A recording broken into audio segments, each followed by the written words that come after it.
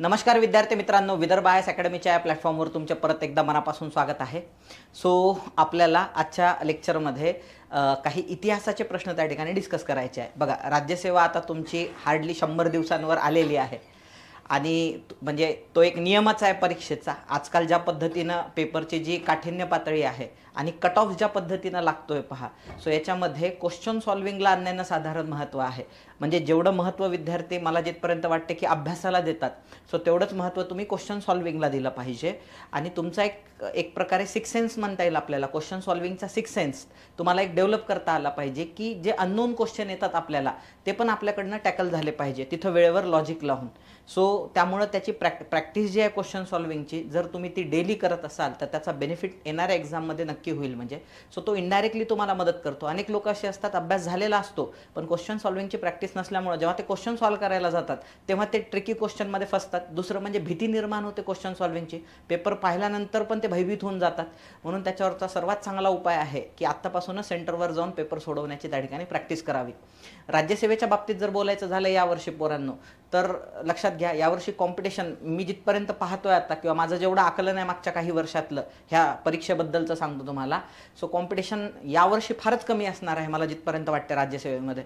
कारण राज्यसेवेचे जुन्या पॅटर्ननुसार तयारी करणारे पोरं ऑलमोस्ट कंबाईनवर ते शिफ्ट झालेले आहे आणि आता हे पूर्ण राज्यसेवेचं मैदान पूर्ण हे झालेलं आहे। म्हणजे आपल्याला म्हणता येईल क्लिअर म्हणता येईल किंवा रिकामा झाल्यासारखं झालेलं आहे। हे 2012 मध्ये तसं घडलं होतं, जेव्हा नवीन पॅटर्न आला होता, जुना रायटिंग पॅटर्न गेला होता आणि नवीन पॅटर्न आला होता, तेव्हा पण सेम परिस्थिती झाली होती। राज्यसभेत कॉम्पिटिशनच नव्हती, म्हणून पहिल्या दुसऱ्या वर्षामध्ये ज्यांचा ठीकठाक अभ्यास होते असे पण पोरं त्याच्यामध्ये खूप चांगलं त्या ठिकाणी हे करून डेप्युटी कलेक्टर किंवा DYSP आणि पदं पण त्या वर्षी भरपूर निघाली होती। म्हणजे 12 मध्ये 12 मध्ये बदलला, 13 मध्ये तो इम्प्लिमेंट झाला, म्हणजे CSAT आला होता प्रिलिम्सला आणि अशा वेळेस काय असतात, अनेक पोरं काय करतात, जे थोडेसे घाबरट असतात म्हणजे, तर त्यांना थोडेसे चेंजेस जरी झाले तर चेंजेसला अडॉप्ट करण्याची त्यांच्यात क्षमताच नसते, तर ते डायरेक्ट मैदान सोडून जातात।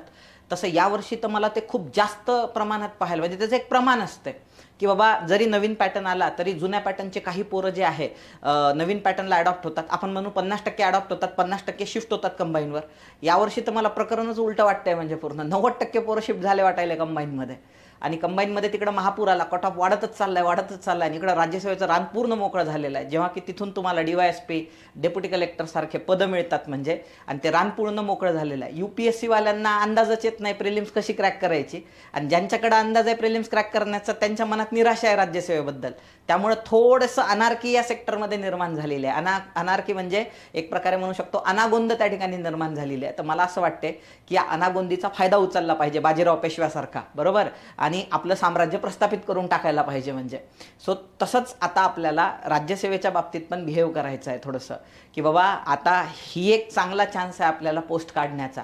तुम्ही प्रिलिम्स काढण्यासाठी जोर लावा। मेन्ससाठी यावर्षी पहिला अटेम्प्ट असल्यामुळं राज्यसेवा खूप जास्त वेळ देणार आहे। त्याच्यामुळे त्या वेळेमध्ये तुम्ही कोपअप करू शकता रायटिंगचं, आणि ज्याच्याकडे नॉलेज आहे त्याला रायटिंग कोपअप करायला जास्त वेळ लागत नाही, मुद्देच लिहायचे असतात फक्त, आणि ते तुम्ही आरामात पुट करू शकता। एक चांगलं कॉम्बिनेशन करून त्या मधल्या कालखंडामध्ये तुम्ही ॲव्हरेज का होईल, एक्सलंट म्हणत नाही ना, नॉर्मली UPSCला जो ऑप्शनल सब्जेक्ट असतो तो एक्सलंट लागतो, राज्यसेवेला आता सध्या एक्सलंट लागणार नाही। एक तुमचा ठीकठाक जरी तुम्ही मुद्दे लिहिण्यात यशस्वी झाले तरी तुम्ही पदाला गवसणी घालू शकता। ते कधी याच वर्षी बरं का, पुढच्या वर्षी नाही, पुढच्या वर्षी चांगले सज्ञान पोरं राहतील, त्याचे पुढच्या वर्षी तर मग जसं रेग्युलराईज होऊन जाईल राज्यसेवा, म्हणजे तोपर्यंत पोरांना सगळं कळालेलं असेल। फक्त यावर्षी अनार्की आहे, तर मला असं वाटते पोट्ट्यांनी फायदा उचलला पाहिजे, पण पोरं फार जास्त निराश आहे। जेव्हा आयोगाने जाहीर केलं होतं 2023 मध्ये की बाबा आम्ही पॅटर्न चेंज करणार आहे, आणि काही मुलं असे होते, एक जास्त नाही, एक 20-30% पोरं जे होते, त्यांनी नवीन पॅटर्ननुसार तयारी करायला सुरुवात केली। वेळेवरती आयोगाने जाहीर केलं की नाही आता 2025 मध्ये आम्ही नवीन पॅटर्न इम्प्लिमेंट करतो, तरी ते पोरं 2 वर्षापासून टिकून राहिले, तेच पोरं आता कॉम्पिटिशनमध्ये आहे। बाकी तर पूर्ण जंगलच मोकळं आहे म्हणजे। त्या ठिकाणी मला असं वाटतं की ज्या पोरांना अभ्यास आहे, प्रिलिम्सचा चांगला अभ्यास आहे, मेन्स कोपअप करता येते, मी तेव्हा पण तुमच्यासोबतच असणार आहे। आन्सर रायटिंग कशी करायची, ब्रेन स्टॉर्मिंग कशी करायची, एथिक्समध्ये नेमकं काय लिहायचं, एसेमध्ये नेमकं तुमच्याकडून काय अपेक्षित आहे, आन्सर रायटिंगमध्ये तुमच्याकडनं काय अपेक्षित असेल, प्रश्नाचं उत्तर माहीत नसताना उत्तर जनरेट कसं करता आलं पाहिजे। एसे पण खूप मोठे मोठे असतात, तेवढं मग डेटा आमच्याकडं सर कसा जनरेट करायचा त्याला रिलेट करून सगळ्या गोष्टीवर आपण चर्चा करू। तुम्ही आता फक्त माझं म्हणणं आहे की 100 दिवसावरती तुमची प्रिलिम्स आलेली आहे, तर तुम्ही राज्यसेवा करणाऱ्या पोरांनी त्याच्यामध्ये जोर लावला पाहिजे. आणि त्याच्यासाठीच म्हणून आपण काय केलेलं आहे, आत्तापासून एक प्रॅक्टिस म्हणून एक एक विषय आपण घ्यायला सुरुवात करू. पहा, सो आपण आजच्या लेक्चरमध्ये पोरांनो इतिहासाचे प्रश्न हळूहळू डिस्कस करणार आहोत. बघा, म्हणजे याचा जो मेन हेतू आहे ना माझा आजचं लेक्चर घेण्याचा, हा असा आहे की बाबा म्हणजे येणारे प्रश्न कशा पद्धतीनं सॉल्व करायचे, म्हणजे जे प्रश्न तुम्हाला यायला पाहिजे किंवा सोपे आहे, सो ते कशा पद्धतीनं टॅकल करायचे, आणि जे आउट ऑफ द बॉक्स जाऊन विचारले जातात प्रश्न ते कसे टॅकल करायचे. आता जसं की हा पहिलाच प्रश्न आहे, एकदम आउट ऑफ द बॉक्स गेलेला आहे. जसं की म्हटलेलं आहे, तर खालील विधानांचा विचार करून अचूक विधाने निवडा. महाराष्ट्रासंदर्भात शालेय शिक्षण सुधार समिती 1980ला नेमली. या समितीचे अध्यक्ष पार्वतीबाई मालगोंडा होत्या. या समितीची प्राथमिक शाळा 5 किलोमीटरच्या आत असावी असे सुचवले या समितीने. मधल्या वेळेस जेवण योजना व बालवाड्या प्राथमिक शाळांना घरापासून जोडाव्यात अशी शिफारस या समितीने केली होती. 4 स्टेटमेंट आहे. आता लक्षात घ्या, मी पण म्हणजे जुन्या पॅटर्ननुसार 4 इंटरव्ह्यू दिलेले आहेत राज्यसेवेचे, म्हणजे, आणि तेव्हा मी अभ्यास करायचो HRDचा, तेव्हा पण ही समिती माझ्या वाचण्यात आली नव्हती. मग अचानक अशी जर समिती आल्या लक्षामध्ये, तर मग उत्तर कसं मारायचं किंवा उत्तर जनरेट कसं करायचं, हा लय मोठा प्रश्न आहे. तर बघा आता मी कसं जातो, माहीत नाही, तुम्हालाही माहीत नाही असं कन्सिडर करू, मलाही माहीत नाही आहे. एखाद्याला माहीत असेल तर आनंदाची बाब आहे, पण त्यानं काय करावं हे पाहावं की सर उत्तरापर्यंत कसे जातात. म्हणजे दुसरा प्रश्न जर मला माहीत नसला तर तो मला टॅकल झाला पाहिजे. पहा, हळूहळू जाऊ आपण. महाराष्ट्रासंदर्भात शालेय शिक्षण सुधार समिती 1980ला नेमली. या समितीने अध्यक्ष पार्वतीबाई मालगोंडा होत्या. आता लक्षात घ्या, इथं त्यांनी म्हटलेलं आहे महाराष्ट्र संदर्भात शालेय शिक्षण सुधार समिती, म्हणजे ही समिती, इथं शब्द आलेला आहे शालेय शिक्षण सुधार समिती. आणि या समितीच्या, म्हणजे याचा अर्थ हे 100% आहे की शालेय शिक्षण सुधार समिती नेमल्या गेलेली होती. म्हणूनच तर या समितीचा असा शब्द वापरण्यात आलेला आहे. बघा, म्हणजे इथली समिती इथं घेतली, त्याच्या जे अध्यक्ष आहे ते पार्वतीबाई मालगोंडा होत्या. म्हणजे समिती 100% नेमलेली आहे. फक्त आपल्याला आता काय घ्यायचं आहे, जजमेंट घ्यायचं आहे की ती खरंच 1980ला नेमली होती का. आपण क्वेश्चन मार्क मारू, आपल्याला माहीत नाही आहे. तिच्या अध्यक्षा खरंच पार्वतीबाई मालगोंडा होत्या का, हे पण आपल्याला माहीत नाही, क्वेश्चन मार्क मारू आपण. या समितीने प्राथमिक शाळा 5 किमीच्या आत असावी. आता हे 5 किमीच्या आत असावी की 2 किमीच्या आत असावी, हे काही जनरलाइज स्टेटमेंट नाही, हे स्पेसिफिक स्टेटमेंट आहे, हे पण आपल्याला माहीत नाही आहे. चला, डी ऑप्शन पाहूया आपण. मधल्या वेळेस जेवण योजना आणि बालवाड्या प्राथमिक शाळांना घरापासून जोडाव्यात अशी शिफारस या समितीने केली होती. मधल्या वेळेस जेवण योजना व बालवाड्या प्राथमिक शाळांना घरापासून जोडाव्यात अशी शिफारस याच्यामध्ये या समितीने केलेली आहे. म्हणजे बालवाड्या जे आहे तर प्राथमिक शाळांना, हे सगळं जे आहे प्राथमिक शाळा किंवा बालवाड्या, हे सगळं काय करावं, घरापासून जोडल्या जावं असं त्यांचं म्हणणं होतं. म्हणजे घराच्या जवळ असलं पाहिजे हे सगळं. म्हणजे याचा अर्थ काय, हे स्टेटमेंट 100% बरोबर आहे. का बरं, कारण हे जनरलाइज स्टेटमेंट आहे, याच्यात फॅक्च्युअल डेटा नाही आहे कुठं. जसं इथं 5 किलोमीटर आलेलं आहे पोरांनो, इथं पार्वतीबाई मालगोंडा आलेला आहे, इथं 1980 आलेला आहे, तसं इथं फॅक्च्युअल डेटा कुठंच आलेला नाही आहे. आणि ही जनरलाइज तरतूद आहे. ही कोणाच्याही म्हणजे अध्यक्षतेखाली समिती नेमली तर ही शिफारस ते देणार 100%. म्हणून याला म्हणतात जनरलाइज स्टेटमेंट, त्याला गुडी स्टेटमेंट असं म्हटलं जातं. गुडी स्टेटमेंटला आपण होच म्हणायचं. डी स्टेटमेंट बरोबर आहे. आता यांचं काय म्हणणं आहे, मधल्या वेळेस जेवण योजना आणि बालवाड्या प्राथमिक शाळांना घरापासून जोडाव्यात. जर आता घरापासून प्राथमिक शाळा बालवाड्या जर जोडायच्या असतील तर मला सांगा, प्राथमिक शाळा 5 किमीच्या आत असावी असे ह्या समितीने सुचवलेले आहे. तर हे 5 किलोमीटरच्या आतमध्ये असाव्या. सो हे आपण आता लक्षात घ्या. म्हणजे याचा अर्थ काय, 5 किलोमीटरपर्यंत त्या शाळा असल्या पाहिजे. इथं काय म्हणतात, घराशी जोडल्या जाव्या. म्हणजे याचा अर्थ काय असलं पाहिजे की शाळा नक्कीच घरापासून दूर नसली पाहिजे. तर लक्षात घ्या, इथं 5 किलोमीटर हा शब्द वापरण्यात आलेला आहे, लक्षात घ्या. सो त्याच्यामुळे तो तितकासा आता याच्यात तर एक तर गोष्ट क्लिअर आहे, अचूक विधान निवडायचं आहे. आता याच्यामध्ये डी ज्याच्यात आहे ते तर विधान बरोबरच आहे 100%. हे बरोबर आहे, हे बरोबर आहे, हे बरोबर आहे. म्हणजे याच्यातला ऑप्शन कोणता गेलेला आहे तुमचा, ABC हा ऑप्शन गेलेला आहे. आता डिसिजन घ्यायचा आहे तुम्हाला की महाराष्ट्रासंदर्भात शालेय शिक्षण सुधार समिती 1980ला नेमल्या गेली. या समितीचे अध्यक्ष किंवा अध्यक्षा पार्वतीबाई मालगोंडा होत्या. या समितीने प्राथमिक शाळा 5 किमीच्या आत असावी असे सुचवले. आता लक्षात घ्या, ही जी समिती होती, आता याच्यात तुम्ही खेळू शकता. एक ऑप्शन तुम्ही इलिमिनेट केलेला आहे. तुम्ही ह्या 3 मध्ये त्या ठिकाणी डिसिजन घेऊ शकता. असं नाही आहे की एक ॲक्युरेट मारता येईल तुम्हाला. आता ह्याच्यामध्ये कधी कधी काय होत असते माहिती आहे का, तुम्ही 2 ऑप्शन पण अशा पद्धतीने इलिमिनेट करू शकता. कधी कधी 3 ऑप्शन इलिमिनेट होऊन जातात, एकच ऑप्शन शिल्लक राहतो आणि तेच तुमचं उत्तर असतंय. इथं फक्त एक ऑप्शन इलिमिनेट होतोय, पण तरी 75% मध्ये तुम्ही हा प्रश्न सोडवताना रिस्क घेऊ शकता. आता मी तुम्हाला ह्याच्याबद्दल माहिती सांगतो. पहा, महाराष्ट्रासंदर्भात शालेय शिक्षण सुधार समिती गठीत झाली होती, हे तातच क्लिअर झालेलं आहे याच्यावरून. पण ही समिती जी गठीत झालेली आहे ते 1983 ला झालेली आहे. 30 सदस्यीय समिती होती आणि महाराष्ट्राच्या ज्या तत्कालीन शिक्षण राज्यमंत्री होत्या पार्वतीबाई मालगोंडा यांच्या अध्यक्षतेखाली गठीत झाली होती. अहवाल तिने 1984 मध्ये दिला त्या समितीने. म्हणजे याचा अर्थ पहिलं विधान काय आहे, चुकीचं आहे, दुसरं विधान त्या ठिकाणी बरोबर आहे. तिसरं विधान आहे, या समितीने प्राथमिक शाळा 5 किमीच्या आत असाव्या अशी तरतूद केली नाही, उलट गावातच त्या शाळा असल्या पाहिजे. 5 किलोमीटरच्या आत पाहिजे नाही त्यांना शाळा. त्यांचं काय म्हणणं होतं की शाळा ज्या आहे सो त्या गावातच असल्या पाहिजे, 5 किलोमीटरच्या आत असल्या पाहिजे असं ती समिती बिलकुल म्हटली नव्हती. सो त्याच्यामुळे हे पण चुकीचं आहे त्या ठिकाणी. लक्षात घ्या, या समितीचं सर्वात मोठं कॉन्ट्रीब्युशन काय, भारत सरकारने 2002 मध्ये, लक्षात घ्या 2002 मध्ये 6 ते 14 वयोगटातील विद्यार्थ्यांसाठी शिक्षण मोफत आणि सक्तीचं केलं, 86वी घटना दुरुस्ती इम्प्लिमेंट करून. पण ही समिती होती जिनं 1983-84 मध्ये अहवाल दिल्यानंतर सांगितलं की 6 ते 14 वयोगटातील शिक्षण जे आहे सो ते सर्वांना मोफत आणि सक्तीचं असलं पाहिजे. सो हे या समितीचं अचिव्हमेंट होतं. म्हणजे भारत सरकारने काही करण्याच्या आधी 20 वर्ष आधी, म्हणून तर महाराष्ट्र पुरोगामी राज्य आहे. सो त्याच्यामुळे याच्यामध्ये लक्षात घ्या तुमचं जे आन्सर आहे सो ते बी आणि डी बरोबर राहील. म्हणजे पर्याय क्रमांक 2 तुमचं उत्तर आहे. सो अशा पद्धतीनं तुम्ही ऑप्टिमाइज करत करत उत्तरापर्यंत पोहोचू शकता. चला पुढे जाऊया आपण. असा एखादा क्वेश्चन येतो बरं का, सो त्याच्यामुळं भांबावून जायचं नाही, स्ट्रगल करण्याची तयारी ठेवायची. स्ट्रगल करत करत आपण उत्तरापर्यंत जाऊ शकतो. नाहीतर रिस्क घेऊ शकतो, डायरेक्ट सोडून दिल्यापेक्षा एक कॅल्क्युलेटेड रिस्क आपण घेऊ शकतो.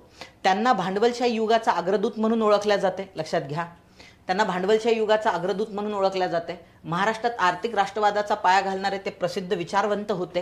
हिंदुस्थानची प्राचीन व सांप्रतची स्थिती व पुढे त्याचे काय परिणाम होणार हा ग्रंथ त्यांनी 1843 मध्ये लिहिला. त्यांनी निलगिरी पर्वतात सोन्याच्या खाणीचा शोध लावला. ही जी सगळी माहिती आहे पोरांनो, ही रामकृष्ण विश्वनाथ यांच्याबद्दल आलेली आहे. अनेक जण असं म्हणतात की हे महाराष्ट्रातले पहिले किंवा भारतातले पण आपल्याला म्हणता येईल. सो तसं जर विचारलं की भारताच्या अर्थशास्त्राचे जनक कोण आहे, तर उत्तर न्यायमूर्ती रानडे आहे. खूप जण म्हणतात दादाभाई नौरोजी आहे, पण न्यायमूर्ती रानडेंना त्या ठिकाणी भारताच्या म्हणजे भारताच्या ह्याचे जनक मानल्या जाते, अर्थशास्त्राचे जनक. अर्थशास्त्र शब्द कोणी दिला, ॲक्च्युली इकॉनॉमी हा शब्द होता बरं का. भारतामध्ये इंग्रजांनी आणलेला शब्द इकॉनॉमी आहे, त्याचं मराठी ट्रान्सलेशन अर्थशास्त्र होते. हे सर्वात पहिल्यांदा सांगणारे कोण आहे, यांचेच मित्र होते ते कृष्णाशास्त्री चिपळूणकर. विष्णाशास्त्री चिपळूणकरांचे बाबा कृष्णाशास्त्री चिपळूणकर. सो त्यांनी हा सर्वात पहिल्यांदा शब्द दिलेला आहे. सो ही जी मंडळी होती, कृष्णाशास्त्री झालं, रामकृष्ण विश्वनाथ झालेला आहे, त्याच्यानंतर आणखी एक भास्करराव तरखडकर होते पहा, आणि त्याच्यानंतर आणखी एक आपले भाऊदाजी लाड म्हणजे गोविंद विठ्ठल कुंटे. सो हे जे लोक आहे हे सगळ्यांनी काय केलेलं आहे, ब्रिटिशांच्या आर्थिक धोरणावरती टीका करायला सुरुवात केली. लक्षात घ्या, आता ब्रिटिशांच्या आर्थिक धोरणावर टीका करत असताना सो यांनी काय केलेलं आहे, ब्रिटिशांच्या त्यांचं असं म्हणणं होतं की भारतातली संपत्ती जी आहे सो ते ब्रिटिश त्या ठिकाणी ब्रिटनला घेऊन जाताना दिसत आहेत किंवा ब्रिटनला नेत आहेत, आणि हे जे ब्रिटिशांचं आर्थिक शोषण चाललेलं आहे भारतामध्ये सो त्याच्यावर टीका करण्यासाठीच त्यांनी हा ग्रंथ लिहिला होता, हिंदुस्थानची प्राचीन आणि सांप्रतची स्थिती. दुसरं त्यांचं असं म्हणणं होतं की हे जे भारतातून संपत्तीचं वहन चालू आहे ब्रिटनमध्ये किंवा भारतातली संपत्ती ब्रिटनला चाललेली आहे, सो ती जर भारताला थांबवायची असेल किंवा भारताला जर भविष्यामध्ये जर समजा सुदृढ राष्ट्र बनायचं असेल तर भारतातले युवक वर्ग आहे सो त्यांनी काय केलं पाहिजे, स्वतःचे खाजगी उद्योग सुरू केले पाहिजे. सो ब्रिटिश हे उद्योगाच्या धर्तीवर औद्योगिक क्रांतीमुळे मोठे झालेले आहे आणि त्यामुळे त्यांचं भारतावरती राज्य आलेलं आहे. सो त्यामुळे भारतीय युवकांनी पण अर्थकारणाकडे लक्ष दिलं पाहिजे, आर्थिक सक्षम झाले पाहिजे. त्यामुळे त्यांचं पण काय होईल, त्या ठिकाणी ते भविष्यात स्वातंत्र्य मिळवतील म्हणजे किंवा ब्रिटिशांना ते इथून हाकलून लावतील. सो त्याच्यामुळं प्रायव्हेट उद्योगांवर भर दिल्यामुळे त्यांना भांडवलशाही युगाचा अग्रदूत म्हणतात. तुम्हाला जर विचारलं की साम्यवादाचा अग्रदूत कोणाला म्हणतात, तर ते गत्र माडखोलकरांनी म्हटलेलं आहे, विष्णुबुवा ब्रह्मचारींना म्हटलेलं आहे साम्यवादांचा. कारण ब्रिटिशांच्या भांडवलशाहीवर टीका करून साम्यवादाला प्रोत्साहन देणारे विचार म्हणजे कार्ल मार्क्सच्या जवळपास 50 वर्ष आधी त्यांनी मांडलेले आहे. कोणी, विष्णुबुवा ब्रह्मचारी किंवा विष्णू भिकाजी गोखले. तर तुम्हाला विचारलं साम्यवादाचा अग्रदूत तर विष्णू भिकाजी गोखले आहे, आणि भांडवलशाही युगाचा अग्रदूत जर म्हटलं तर रामकृष्ण विश्वनाथ विश्वनाथ आहे. भास्करराव तर्खडकर त्यांचे मित्र होते, कृष्णाशास्त्री चिपळूणकर त्यांचे मित्र होते, त्यानंतर गोविंद विठ्ठल कुंटे त्यांचे म्हणजे भाऊ महाजन आपण त्यांना म्हणतो ते मित्र होते. भास्करराव तर्खडकर पण खूप जबरदस्त होते बरं का. सो त्यांनी ते एक्सप्लेन करून सांगितलं की ब्रिटिशांमध्ये आणि मुघलांमध्ये काय फरक आहे. मुघल जे आले सो ते इथं सेटल झाले, बाहेरून आलेत ते पण इथं सेटल झाले. त्यांनी मातृभूमी, पितृभूमी, पुण्यभूमी भारतालाच त्या ठिकाणी मानलं आणि भारतालाच त्यांनी समृद्ध केलेलं आहे. सो जोपर्यंत मुघलांची सत्ता भारतावरती होती भारत समृद्ध होता. मुघलांच्या काळात पण भारतात दुष्काळ यायचे, पण त्या दुष्काळांची तीव्रता कमी असायची. पण ब्रिटिशांचं जेव्हा राज्य आलं तर भारतातली संपत्ती ब्रिटनला जायला सुरुवात झाली. ब्रिटन समृद्ध झाला, भारत इम्पॉवरिश झाला. सो त्यांनी मुघल आणि ब्रिटिश सत्तेचं जे अर्थकारण आहे सो त्याच्यावरून त्यांनी ते समजावून सांगितलं की मुघल भारतीय होते, सो ब्रिटिश हे नेहमी परकीय सत्ताधीश होते. भास्करराव तर्खडकरांचे जे आर्टिकल्स आहे सो हे ते लोक आहे ज्यांनी भारताच्या अर्थकारणाचा पाया घातला. ते पण एक होते बरं का याच्यामध्ये अर्थकारणाचा पाया घालण्यामध्ये. आणखी आपले राघो भांडारकर, त्यांचं नाव सहसा पुढे येत नाही त्याच्यामध्ये, राघो भांडारकर नाही सॉरी लोकहितवादी गोपाळ हरी देशमुख. सो त्यांनी लक्ष्मीध्यान नावाचं पुस्तक लिहिलं होतं. ते पुस्तक गजबच होतं म्हणजे. सो त्याच्यामध्ये त्यांनी सांगितलं की ज्या पद्धतीनं देव आणि दानवांनी काय केलं होतं, समुद्र मंथन केलं होतं आणि त्याच्यामधून लक्ष्मी आली आणि लक्ष्मी मग कोणी पळून नेली, देवांनी पळून नेली म्हणजे लक्ष्मी, किंवा देवाला देण्यात आली त्या ठिकाणी लक्ष्मी.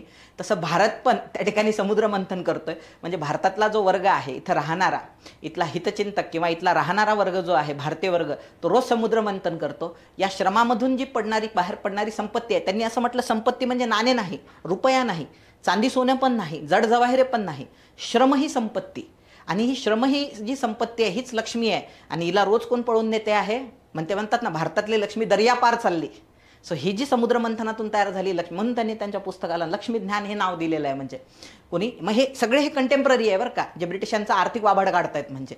पण ते तेव्हाही समजलं नाही लोकांना, आजही समजलेलं नाही अर्थकारण. असो, ह्या प्रश्नाचं उत्तर पोरांनो काय आहे, रामकृष्ण विश्वनाथ आहे. मी तुम्हाला गोपाळ हरी देशमुख पण समजावून सांगितलं, कृष्णाशास्त्री चिपळूणकर, विचारलहरी वर्तमानपत्र होतं त्यांचं. यांनी अनेक शब्द आपल्या मराठी भाषेला दिले बरं का कृष्णाशास्त्री चिपळूणकरांनी. म्हणून कृष्णाशास्त्री चिपळूणकरांना मराठी भाषेचे बृहस्पती म्हटल्या जाते. त्यांच्या मुळाला मराठी भाषेचे शिवाजी, ते स्वयंघोषित होते, पण विष्णूशास्त्री चिपळूणकर जे आहे सो ते मराठी भाषेचे शिवाजी त्यांना म्हटल्या जाते आणि मराठी भाषेचे बृहस्पती यांना म्हटल्या जाते कृष्णाशास्त्री चिपळूणकरांना. कॉन्ट्रीब्युशन खूप मोठं आहे कृष्णाशास्त्रींचं. असो, पुढे जाऊया आपण. ह्या अशा ज्या फॅक्ट्स आहेत ना, ज्या आपल्याला बुक्समध्ये नाही मिळत आणि त्यामुळे काय होते, आयोगाने त्याच्यावरती प्रश्न विचारला की आपण क्लीन बोल्ड होऊन जातो म्हणजे. तर त्यामुळे असा डेटा जो आहे ना तुम्ही चांगल्या पद्धतीनं कलेक्ट करण्याचा प्रयत्न करा पोट्ट्यांनो. चला, हा सोपा प्रश्न होता 1857च्या उठावाबाबत. आता हा प्रश्न कसा तयार केलेला आहे अकॅडमीने, तर आतापर्यंत जे PYQ आलेलं आहे तर त्यातला जो टफ पोर्शन आहे थोडा जमा करून हा प्रश्न तयार झालेला आहे. तुमच्या लक्षात येईल काही स्टेटमेंट सोपे आहे, काही स्टेटमेंट थोडे ट्रिकी आहे. 1857च्या बंडाचा प्रसार संपूर्ण हिंदुस्थानात झाला होता. असे जे शब्द असतात संपूर्ण, पूर्ण, ते सहसा चुकीचे असतात. बरोबर, वर्गातले संपूर्ण विद्यार्थी हुशार आहे असं नाही ना, एकतरी येडं असतेच त्याच्यामध्ये. सगळेच येडे असे नाही म्हणतायत, एकतरी हुशार असतेच त्याच्यामध्ये. सो त्याच्यामुळं हे विधान तसंही चुकीचं आहे. आपल्याला काय करायचं आहे, चुकीचंच विधान निवडायचं आहे. असो, म्हणजे इथं फुली मारून घ्यायची. जे पोरं एकदम नवीन आहे त्यांना असं वाटतं की यार वाचेपर्यंत बरोबर विचारलं की चुकीचं विचारलं, याचं जजमेंट घेता येत नाही मला, तर इथं फुली मारून ठेवायचे. चुकीचं विधान विचारलेलं आहे, चुकीचंच तुम्हाला निवडायचं आहे. चला मग पुढे जाऊया आपण. फुली मारून ठेवली. बंडखोरांना भारतीय राज्यांच्या पाठिंब्यासह गोरखे आणि शिखांचेही सहकार्य मिळाले नाही. उलट भारतामधले काही राज्य जे असे आहे सो 1857च्या बंडामध्ये हे ब्रिटिशांच्या पाठीशी उभे राहिले. त्यामध्ये अफगाणिस्तानचा दोस्त मोहम्मद आहे, त्यानंतर काश्मीरचा गुलाबसिंग डोगरा आहे त्याच्यामध्ये, त्याच्यानंतर शिखांचा राजा दिलीप सिंग आहे, तो तर पार वाया गेलेला होता. म्हणजे त्या ब्रिटनमध्ये राहून बाई बाटलीच्या नादी लागला आणि कोहिनूर हिरा त्या ब्रिटनच्या राणीला देऊन टाकला पठ्ठ्यानी. म्हणजे तिनं तो स्वतःच्या त्या मुकुटामध्ये लावला, आजही त्याच्यातच आहे तो, म्हणजे तिथंच आहे तो कोहिनूर हिरा, हा दिलीप सिंग. त्याच्यानंतर जिवाजीराव शिंदे, ग्वाल्हेरचा जिवाजीराव शिंदे हाही ब्रिटिशांच्या पाठीशी. भोपाळ संस्थान पण उभं राहिलेलं आहे. तिकडं गोरख्यांचा राजा होता वीर विक्रमसिंग, तेव्हा त्यांचा राजा होता, सो तो पण ब्रिटिशांच्या पाठीशी उभा राहिला. गोरखे पण ब्रिटिशांच्या पाठीशी उभे राहिले. त्यानंतर तिकडं खाली जर गेले तुम्ही तर तिथं हैदराबादचा दिवाण होता सालार जंग, सो तो पण ब्रिटिशांच्या पाठीशी उभा राहिला. सो हे सगळे जण गद्दार होते जे ब्रिटिशांच्या पाठीशी उभे राहिले आणि यांच्याच मदतीने ब्रिटिशांनी 1857चं बंड दडपलं. त्यामध्ये सर्वात महत्त्वाचे 3 बंड होते उत्तर भारतातले. एक दिल्लीचं होतं, एक कानपूरचं होतं आणि एक लखनौचं होतं. हे तिन्ही बंड दडपण्यामध्ये गोरखे आणि शिखांनी चांगली मदत केली. स्पेशली दिल्लीचं बहादूर शाह जफरांचं बंड दडपण्यासाठी ह्यांनी मदत केली. त्यामुळे हे पण विधान चुकीचं आहे. बंडखोरांना साथ दिली असं दिलेलं आहे त्याच्यामध्ये. या उठावात होळकर तटस्थ होते, परंतु त्यांच्या संस्थानातील महू आणि इंदोर या ठिकाणी शिपायांनी बंड केले. बरोबर आहे. सो होळकरांचीच एक रेजिमेंट होती, होळकर रेजिमेंट, ज्याचं नेतृत्व इंदोर या ठिकाणी काही मुस्लिमांनी केलं. महूमध्ये पण सैनिकांमध्ये काही लोक होते, सो त्यांनी ते बंड केलं आणि होळकर तटस्थ होते. ना ते बंडकर्त्यांच्या बाजूने राहिले ना ब्रिटिशांच्या. सो हा प्रश्न परीक्षेने विचारलेला आहे की बाबा होळकर तटस्थ होते पण त्यांच्या संस्थानात कुठं कुठं बंड झालेला आहे. सो महू या ठिकाणी तर त्याला महूचा लॉंग फॉर्मच आहे, military headquarter of something something पुढं आहे ते मोहो, MHO त्याला म्हटल्या जाते, मिलिटरी हेडक्वार्टर त्याला म्हटल्या जाते, म्हणजे त्याचा लॉंग फॉर्मच तो आहे. सो त्याच्यामुळे दोन ठिकाणी हे बरोबर आहे विधान एकदम. होळकर तटस्थ होते पण त्यांच्या संस्थानातल्या ह्या दोनही ठिकाणांवरती सैनिकांचे बंड झाले होते जे ब्रिटिशांनी दडपून टाकले. होळकरांनी मदत केली नाही बंड दडपण्यासाठी, ते तटस्थ राहिले. ग्वाल्हेरचे दिवाण दिनकरराव राजवाडे हे सुद्धा बंडामध्ये सक्रिय होते, हे चुकीचं आहे. ग्वाल्हेरचे जे दिवाण होते आणि ग्वाल्हेरचा जो जिवाजीराव शिंदे, म्हणजे इव्हन लॉर्ड कॅनिंगने हे पण म्हटलेलं आहे, जर जिवाजीराव शिंदे बंडकर्त्यात सामील झाला असता तर आम्हाला भारतातून गाशा गुंडाळावा लागला असता. हा पण प्रश्न आयोगाने विचारलेला आहे बरं का राज्यसेवेने. तर याच्यामध्ये सी बरोबर आहे, बाकी ABD चुकीचं आहे. म्हणजे प्रश्नाचं उत्तर असेल तुमचं पर्याय क्रमांक 1.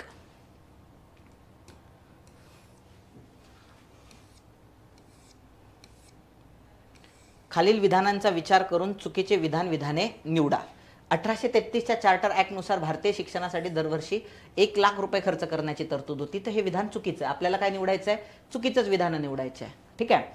1833च्या चार्टर ॲक्टनुसार भारतीय शिक्षणासाठी दरवर्षी, ॲक्च्युली ही जी तरतूद आहे 1813च्या कायद्यामध्ये होती की ईस्ट इंडिया कंपनीने भारतामध्ये शिक्षण प्रमोट करण्यासाठी 1 लाख रुपये खर्च करावे. शिक्षण 2 प्रकारचं होतं, अँग्लॅसिस्ट आणि ओरिएंटलिस्ट. अँग्लॅसिस्ट म्हणजे इंग्रजी शिक्षण आणि पाश्चिमात्य शिक्षण, ओरिएंटलिस्ट म्हणजे भारतीय भाषांमध्ये भारतीय शिक्षण. मग दोन्ही शिक्षणांवरती पैसा खर्च करावा 1 लाख रुपये.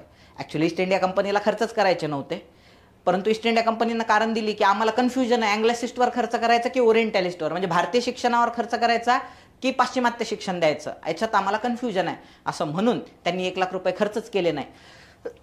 म्हणून तेव्हा म्हणजे लॉर्ड हॅस्टिंग्स जो आहे 1823मध्ये त्यांनी नुकताच पद सोडलं होतं. लॉर्ड ॲमहर्स्ट यायचा होता सत्तेमध्ये आणखी.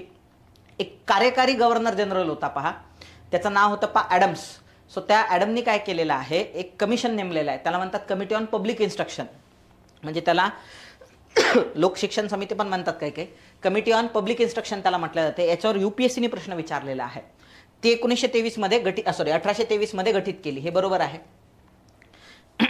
ती गठीत केलेली आहे. आता ह्या समितीमध्ये पण 10 सदस्य होते. 5चं म्हणणं होतं अँग्लॅसिस्ट दिलं पाहिजे म्हणजे पाश्चिमात्य आणि इंग्रजी भाषेमध्ये, 5चं म्हणणं होतं ओरिएंटलिस्ट दिलं पाहिजे प्राच्यवादी म्हणजे भारतीय शिक्षण दिलं पाहिजे आणि भारतीय भाषेमध्ये दिलं पाहिजे, म्हणजे परत तेच. मग त्याच्यावरती लॉर्ड मेकोलेला अध्यक्ष बनवलं आणि डिसिजन घेताना मग त्यांनी ठरवलं की इंग्रजी शिक्षण आणि पाश्चिमात्य बरोबर दिलं पाहिजे भारतामध्ये, आणि त्यांनी जी काही द्विधा आहे ती सॉल्व्ह केली.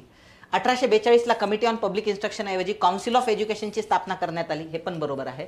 आणि 1844ला लॉर्ड हॉर्डिंग्सने अशी घोषणा केली की इंग्रजी शिक्षण घेतलेल्या भारतीयांची कंपनीत नियुक्ती.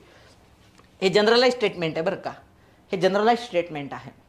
आता लक्षात घ्या, तुम्ही म्हणाल इथं पण इयर आलेलं आहे सर आणि याला तुम्ही जनरलाइज कसं काय म्हणताय, तर लक्षात घ्या विधान जे आहे ते कशावर फोकस करते, इयरवर फोकस करते लॉर्ड हॉर्डिंग्सवर की स्टेटमेंटवर, तर ते स्टेटमेंटवर. सो याच्यामध्ये इयर महत्त्वाचं नसून स्टेटमेंट महत्त्वाचं आहे. येत्या लक्षामध्ये, म्हणजे ते असते ना मराठीमध्ये passive active voice passive voice, मग याच्यामध्ये कर्ता जो आहे किंवा गाभा जो आहे ते इयर नाही आहे ह्या प्रश्नाचं. त्यांनी जर म्हटलं असतं की लॉर्ड हार्डिंग्सने, बघा शब्दाची रचना, म्हणजे ह्याला जर चुकवायचं असलं असतं, इयरमध्ये जर झोल करायचा असता आयोगाला जर इयरमध्ये झोल करायचा असला असतं त्यांनी कसं विचारलं असतं. बघा, लॉर्ड हॉर्डिंग्सने घोषणा केली की लॉर्ड हॉर्डिंग्सने इंग्रजी शिक्षण घेतलेल्या भारतीयांची कंपनीत नियुक्ती करण्यात येईल अशी घोषणा 1844मध्ये केली. त्याच्यात मग त्यांनी झोल केला असता, 1846ला 1844 करून दिलं असतं. म्हणजे लक्षात घ्या, मी तुम्हाला ते जे म्हणत असतो ना की स्टेटमेंट बोललं पाहिजे तुमच्याशी की बरोबर आहे की चुकीचं आहे, तर ते अशा पद्धतीनं बोलत असते तुमच्याशी. याच्यामध्ये लक्षात घ्या, फोकस 44वर नाहीच आहे, स्टेटमेंट देणाऱ्याचा फोकस आहे ह्या स्टेटमेंट, आणि जनरलाइज स्टेटमेंट आहे, त्यामुळे स्टेटमेंट बरोबर आहे. चुकीचं विधान विचारलेलं आहे, फक्त ए विधान चुकीचं आहे. चलो आगे चलते हैं, पुढे जाऊया आपण.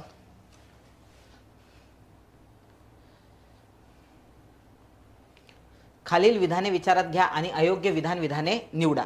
1878चा भारतीय भाषा वृत्तपत्र कायदा हा लॉर्ड लिटनने आणला होता. आता हा स्टेटमेंट आहे 1878ला, बरोबर आहे. त्याला व्हर्नॅक्युलर प्रेस ऍक्ट म्हणतात, बरोबर. हा कायदा काय होता की ज्याच्यामध्ये भारतीय जे वर्तमानपत्र आहे ते लॉर्ड लिटनवरती खूपच जास्त टीका करायला लागले होते. का बरं टीका करायला लागले होते? कारण लिटननी काही असे कांड करून ठेवले होते. म्हणजे भारतात जेव्हा दुष्काळ आला होता 1876ला, तेव्हा त्यानं दिल्लीचा दरबार भरवला. त्याच्यानंतर काही विचित्र कायदे पास केले. म्हणजे 29 वेगवेगळ्या ज्या गोष्टी इम्पोर्ट होतात त्यावरचं इम्पोर्ट ड्युटी हटवली. त्यामुळे त्या भारतात स्वस्तात विकल्यामुळे भारतातले उद्योग तर बुडालेच. म्हणजे त्याच्यानंतर अशा वेगळ्या आर्म्स ऍक्ट आणला त्यांनी की भारतीय लोक शस्त्रास्त्र बाळगू शकत नाही. सो असे त्यांनी विचित्र काही डिसिजन घेऊन ठेवलेले होते लॉर्ड लिटननी. सो त्यामुळं भारतातले वर्तमानपत्र त्याच्यावरती काय करायचे, खूप टीका. म्हणजे फॉर एक्झाम्पल अमृत बाजार पत्रिका हे वर्तमानपत्र होतं. पहा, हे वर्तमानपत्र होतं बंगालमधलं.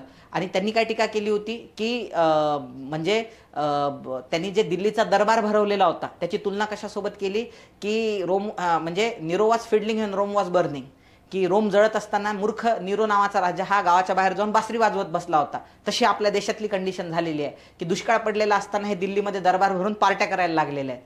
मग हे त्याच्या जिवारी लागलं आणि मग त्यानं व्हर्नॅक्युलर प्रेस ऍक्ट आणला की जे भारतीय भाषांमध्ये जेवढे वर्तमानपत्र होतील ते सगळे बॅन, आणि जर एखाद्याने चालवलं तर त्याला ते जप्त केलं जाईल. म्हणजे सो असा तो कायदा होता.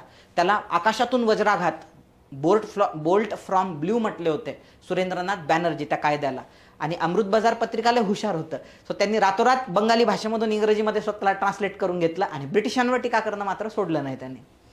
दुसरं एकदम बरोबर आहे, हा कायदा मद्रासखेरीज सर्व प्रांतामध्ये लागू करण्यात आला. आपण इथं क्वेश्चन मार्क मारू, आपल्याला माहित नाही आहे समजा. हे पुढे जाऊया. या कायद्यानुसार जिल्हा दंडाधिकाऱ्याचा निर्णय अंतिम नसून त्यावर पुढील अपील करता येत असे. आता लक्षात घ्या, हा कायदाच मुळात जाचक होता. तर मला सांगा, जाचक असण्यामध्ये जर तुम्हाला अपील करता येत असेल तर जाचक थोडी म्हणता येणार आहे त्याला. अपील जर नाही करता आलं तर जाचक म्हणता येणार आहे ना. म्हणजे हे स्टेटमेंट काय असलं पाहिजे, चुकीचं. यांचं काय म्हणणं आहे, दंडाधिकाऱ्याचा निर्णय अंतिम नसून त्याच्यावर अपील करता येत होता. त्याच्या उलट होतं, अंतिम असून त्याच्यावर अपील करता येत नव्हता, म्हणून हा कायदा जाचक होता. म्हणून तर त्याची प्रतारणा झाली. हा कायदा देशी भाषेतील वृत्तपत्र, आता ऑब्वियस आहे ना, त्याचं नावच आहे ना भारतीय भाषा वृत्तपत्र कायदा. मग तो कोणासाठी असणार आहे, देशी भाषेतील वृत्तपत्रांसाठीच असणार आहे. जनरलाइज स्टेटमेंट आहे. जर ह्याला बरोबर म्हणते तर ह्याला बरोबर म्हणावंच लागेल तुम्हाला. म्हणजे याच्यामध्ये बरोबर आता आपल्याला माहित नाही आहे, आता याच्यावरून सुटते का बघा प्रश्न. मी तर उत्तर सांगतोच तुम्हाला. याच्यामध्ये सी चुकीचं आहे, सी चुकीचं आहे. बी आणि सी ऑप्शन आहे का, आहे. हा तर ऑप्शन कटला तुमचा. चुकीच्या याच्यामध्ये ए आणि डी नाही आहे, ए आणि डी नाही आहे, इथं डी आलेला आहे. आपल्याला चुकीचं निवडायचं. एक तर उत्तर तुमचं काय असलं पाहिजे, 2 असलं पाहिजे, किंवा उत्तर तुमचं 3 असलं पाहिजे. डिसिजन माहीत नसेल तर 50-50 करा. मी त्याच्या मागचं लॉजिक सांगतो तुम्हाला. मद्रास प्रांतामध्ये लक्षात घ्या, ब्रिटिशांवरती कोणत्याच वर्तमानपत्रांनी टीका केली नाही, येत्या लक्षामध्ये. आणि दुसरं, त्या मद्रास प्रांतामध्ये मॅक्झिमम वर्तमानपत्र जे होते ना हे इंग्रजी भाषेतले होते. म्हणून स्थानिक वर्तमानपत्र, भाषेतले वर्तमानपत्र तिथं नव्हतेच. सो त्याच्यामुळे त्या प्रांतासाठी हा कायदा लागूच नव्हता. त्याच्यामुळे हेही विधान काय आहे, बरोबर. म्हणून फक्त सी विधान त्या ठिकाणी चुकीचं आहे. चला पुढे जाऊया आपण. अयोग्य विचारलं म्हणून सी मारला आपण. सत्यशोधक समाज, सत्यशोधक समाजाची स्थापना जी आहे ती 24 सप्टेंबर 1873 मध्ये महात्मा ज्योतिराव फुलेंनी केली. महात्मा ज्योतिराव फुलेच त्याचे अध्यक्ष होते. त्याच्यानंतर स्वतःच ते कोषाध्यक्ष पण होते. त्याचे कार्यवाह जे आहेत ते नारायण कडलग राहिलेले आहे. नंतर 1875 मध्ये ही कार्यकारिणी बदलवण्यात आली. म्हणजे 1 वर्षानंतर 1875 मध्ये ही कार्यकारिणी त्या ठिकाणी बदलवण्यात आली. आणि याचं अध्यक्षपद जे आहे कार्यकारिणीचं, सो ते त्या ठिकाणी त्यांचे जे मित्र होते विश्राम रामजी घोले. सो याच्यावरती मी एक रील पण घेतलाय, बघाल तुम्ही, बाहुलीच्या हौद नावाची. सो विश्राम रामजी घोले हे सत्यशोधक समाजात खूप ऍक्टिव्ह असणारे कॅन्डिडेट होते. सर्जन होते खूप मोठे ते पुण्यातले. सो त्यांच्याकडे अध्यक्षपद गेलं. कार्यवाह नारायण कडलगच होते. सो आता त्याला धरून हा प्रश्न विचारलेला आहे. आता इथं बडोदावत्सर, राघोभूषण, अंबालहरी हे जे सगळे वर्तमानपत्र आहे, बडोद्याच्या गायकवाडांच्या दरबारामध्ये एक व्यक्तिमत्व होतं आणि त्यांचं नाव होतं दामोदर सावळाराम यंदे. सो त्यांनी सुरू केलेले हे वर्तमानपत्र आहे, बडोदावत्सल, राघोभूषण आणि अंबालहरी. आणि हेच यंदे आहे सो ज्यांनी महात्मा ज्योतिराव फुलेंच्या सत्यशोधक समाजाला बडोद्याच्या गायकवाडांकडून खूप मोठ्या प्रमाणामध्ये त्या ठिकाणी देणग्या मिळवून दिलेल्या आहे. नंबर 1. नंबर 2, बडोद्याच्या गायकवाडांवरती फुलेंचा प्रभाव देखील जो आहे, महात्मा ज्योतिराव फुलेंचा प्रभाव, सो तो दामोदर सावळाराम यंदेंच्याच माध्यमातून पडलेला आहे. तिसरी याच्यामध्ये महत्त्वाची गोष्ट, आणखी तिसरी याच्यामधली महत्त्वाची गोष्ट की जे महात्मा ज्योतिराव फुलेंना 1888च्या तितक्यात मुंबईच्या कोळीवाड्यामध्ये, बरोबर, जी महात्मा नावाची पदवी देण्यात आलेली आहे, त्याच्यामध्ये जे 2 महत्त्वाचे माणसं होते, नारायण मेघाजी लोखंडे आणि दुसरं जे नाव होतं हेच ते होतं, दामोदर सावळाराम यंदे. त्याच्यानंतर 1881 मध्ये जेव्हा ते डोंगरीच्या तुरुंगातून 1882 मध्ये डोंगरीच्या तुरुंगातून सुटले होते, लोकमान्य टिळक एक सुटले होते, गोगा आगरकर एक सुटले होते. मग हे दोघं जण जेव्हा तिथून सुटले तर तेव्हा त्यांची रथात यात्रा काढण्याचं काम जे आहे, म्हणजे रथयात्रा काढून वगैरे वगैरे, तर ते नारायण मेघाजी लोखंडे सोबत हेच होते, दामोदर सावळाराम यंदे. त्यांचे हे वर्तमानपत्र आहे. सो एकदम हे बरोबर आहे विधान. सत्यशोधक समाजाकडून चालवली जात. सत्यशोधक समाजाचा दुसरा वार्षिक समारंभ हा 1875ला झालेला आहे, त्यामुळे हे विधान चुकीचं आहे. दुसऱ्या समारंभाच्या वेळी अध्यक्ष विश्रामरामजी घोले होते, बरोबर आहे. झेलैया सोलोमन हे मुस्लिम व्यक्ती सत्यशोधक समाजाच्या कार्यकारी मंडळाचे सभासद होते, तर हे बरोबर आहे. फक्त याच्यामध्ये ते मुस्लिम व्यक्ती नव्हते, ते ईसाई व्यक्ती होते. झेलैया सोलोमन एकमेव ईसाई व्यक्ती होते जे यायचे म्हणजे याच्यामध्ये, त्याच्यामुळं हे पण विधान चुकीचं आहे. म्हणजे आपलं बरोबर काय विचारलेलं आहे त्यांनी योग्य, तर ए आणि सी असलं पाहिजे. तर याच्यात चुकून आमच्याकडून काय झालंय, पेपर सेट करताना ए आणि सी झालेलं आहे. सो हे दोन याच्यात आलेलं आहे. तर एक मारलं तरी बरोबर आहे, 3 मारलं तरी त्याचे मार्क्स मिळून जातील. पुढे जाऊया आपण.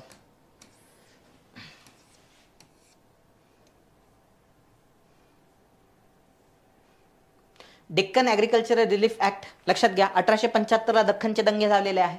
सावकारांनी गरीब शेतकऱ्यांच्या महाराष्ट्रातल्या जमिनी लाटल्या होत्या.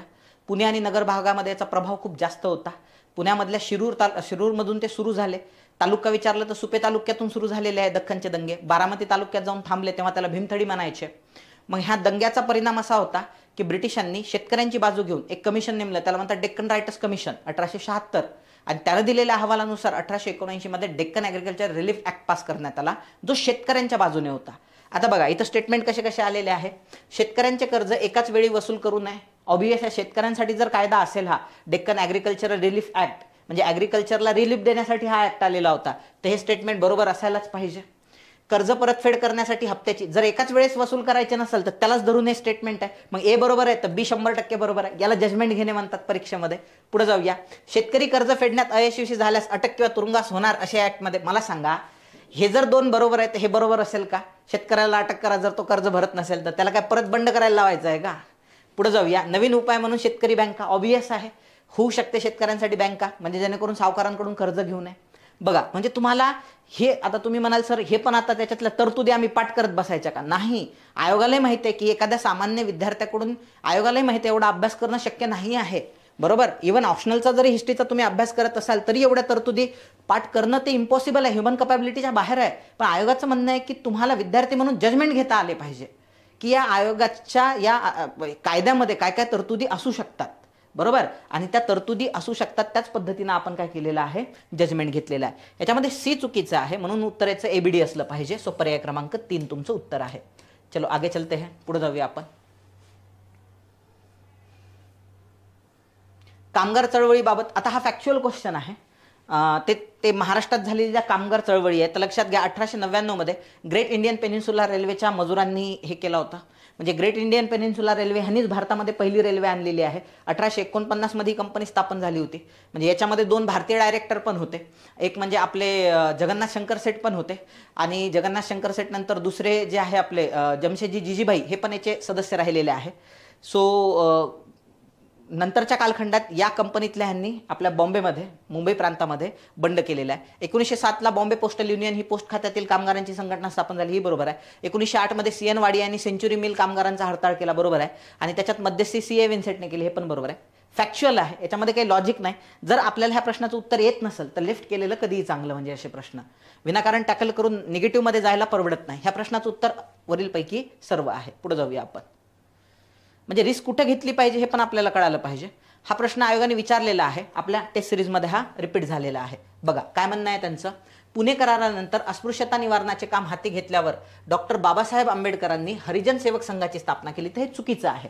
लक्षात घ्या, तुम्हाला माहित असेल 24 सप्टेंबर 1932 मध्ये, 24 सप्टेंबर 1932ला 20 सप्टेंबर 1932 मध्ये महात्मा गांधी उपोषणाला बसले. कारण गोलमेज परिषदांमध्ये बाबासाहेबांनी वेगळ्या मतदारसंघाची मागणी केली आणि ही मागणी मान्य देखील झाली. सो 16 ऑगस्ट 1932 मध्ये रॅमसे मॅकडॉनल्ड पंतप्रधान आहेत ते ब्रिटनचे. सो त्यांनी जातीय निवाडा घोषित केला आणि बाबासाहेबांच्या मागणीनुसार दलितांना वेगळे मतदारसंघ दिले. म्हणजे उभा राहणारा पण दलित, वोटिंग करणारे पण दलित, म्हणजे जेणेकरून दलितांचा उद्धार झाला पाहिजे. म्हणजे हा बाबासाहेबांचा विजय होता. गांधीजींचा पराभव, कारण गांधीजी अर्ध्यातून निघून आले होते दुसऱ्या गोलमेज परिषदेमधून, म्हणून 3 गोलमेज परिषदांपैकी एकाच गोलमेज परिषदेत गांधीजी हजर होते. 3ही गोलमेज परिषदेला बाबासाहेबांनी हजेरी लावली. ब्रिटिशांचे प्रतिनिधी म्हणून ते गेलेले होते, ब्रिटिशांचे अस्पृश्यांचे प्रतिनिधी, त्याच्यासोबत श्रीनिवासन हे पण दाक्षिणात्य व्यक्तिमत्व होते. दोघांनी मिळून बाजू मांडलेली आहे दलितांची आणि ती यशस्वी पण झाली. पण मग ते गांधीजींना खटकली ती गोष्ट. त्यांनी पुण्याच्या येरवडा तुरुंगामध्ये उपोषणाला गांधीजी बसले त्या ठिकाणी. सो 20 सप्टेंबरला ते बसले. ऑगस्टमध्ये ते घडलं 32 मध्ये, 20 सप्टेंबरला बसले. 24-25 सप्टेंबरला बाबासाहेबांनी 2 पावलं पाठीमागे घेतले आणि वेगळ्या मतदारसंघाऐवजी राखीव मतदारसंघ असावे, म्हणजे उभा राहणारा दलितच असेल, वोटिंग करणारे सगळे असतील. मग आता गांधीजींना कळालं की एवढा मोठा बवाल होऊ शकते जर आपण दलित बांधवाकडे लक्ष नाही दिले तर, म्हणून दलितांसाठी काम करायचं आहे असं म्हणून लक्षात घ्या, गांधीजींनी लगेच 3-4 दिवसामध्येच, म्हणजे 24-25 सप्टेंबरला, काही ठिकाणी 24 सप्टेंबर आहे, काही ठिकाणी 25 सप्टेंबर आहे, पुणे करार झाला. आणि त्याच्या 5 दिवसांनी म्हणजे 30 सप्टेंबर 1932 मध्ये ऑल इंडिया अँटी अनटचॅबिलिटी लीगची स्थापना केली.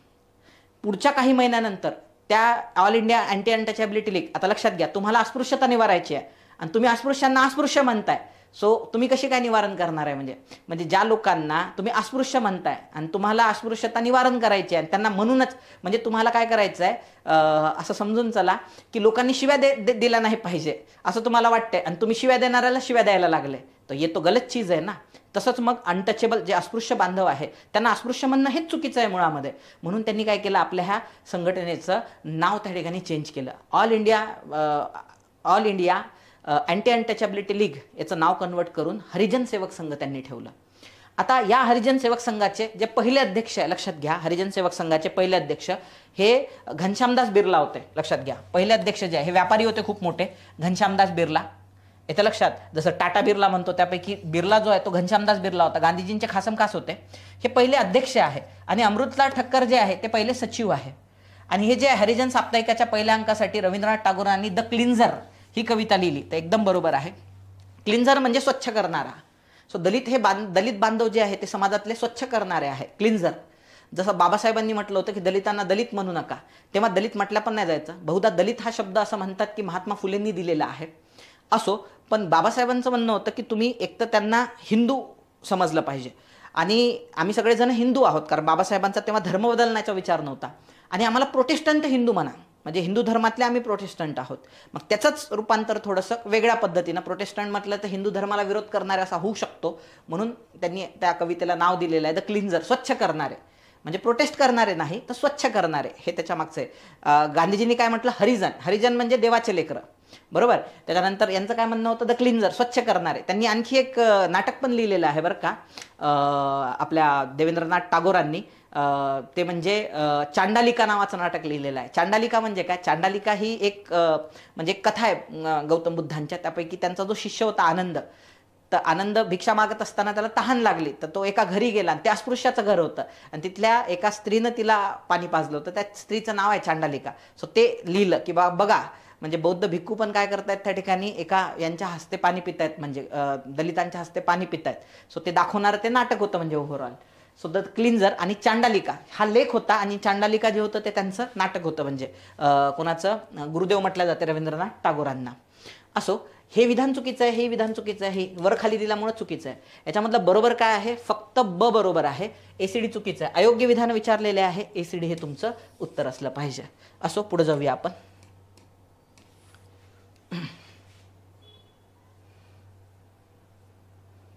जोड्या जुळवायचे आहे. ठक्कर बाप्पा यांना लक्षात घ्या, आदिवासींचे गांधी पण म्हटलं जाते, आणि यांनीच म्हणजे जे हरिजन असतात त्या हरिजनचा उद्धार करता वगैरे पण म्हटलेलं आहे. ठक्कर बाप्पा हे भिल्ल समाजातले होते, बरोबर, आणि संविधान सभेवर पण राहिलेले आहेत ते. सो ठक्कर बाप्पा जे आहे, सो ते भिल्ल सेवा मंडळ त्यांचं लागणार. म्हणजे अनुताई वाघ तुम्हाला माहिती आहे, कोसबाडचा प्रकल्प त्यांच्याकडे होता. त्यानंतर बाबूराव नारायण मडावी जे आहे ते आदिवासी विकास मंडळ आहे. पांडुरंग ढवळा साबळे हे आदिवासी सेवा मंडळ 11वी स्टेट बोर्डाच्या पुस्तकात आलेलं आहे, त्याबद्दल काही जास्त बोलण्याची गरज नाही आहे, फॅक्च्युअल डेटा आहे. पुढे जाऊया आपण. विधानांचा विचार करा आणि योग्य पर्याय निवडा. त्यांनी काय दिलेलं आहे, पुराश्म युगात हत्यारे तयार करण्यासाठी क्वार्ट्झाइट दगडाचा वापर केला जायचा. मध्य पुराश्म युगाच्या काळात नेवासी संस्कृती असेही म्हटलं जायचं. उत्तर पुराश्म युगात होमोसेपियन्स मानवाचा उदय झालेला होता. नवाश्म युगात मानवाने सर्वप्रथम तांबे धातूचा उपयोग केला. आता लक्षात घ्या, हे जे कालखंड आहे ना इतिहासातले, तर मी तुम्हाला एकदम सोप्या भाषेत समजावून सांगतो बघा. एक म्हणजे निओलिथिक कालखंड आहे, हा सर्वात मोठा कालखंड आहे निओलिथिक. त्याच्यानंतर आहे मेसोलिथिक. या तिघांमध्ये सर्वात मोठा आहे निओलिथिक, नंतर मेसोलिथिक आणि पहिला जो आहे तो कोणता आहे, इथं आलेला असणार मला, एकच मिनिट हा. पॅलिओलिथिक म्हणतात ह्याला,